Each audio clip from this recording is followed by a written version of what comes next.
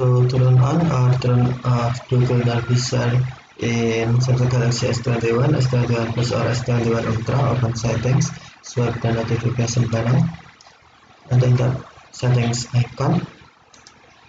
Scroll down settings screen, find Google services, and then tap Google,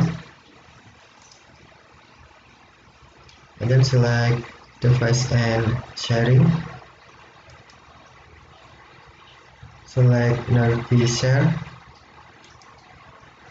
and then to turn on Nearby Share, tap switch until on or until blue, and then if you want to turn off, tap switch until off or until green. Okay, thank you for watching. Have a nice day.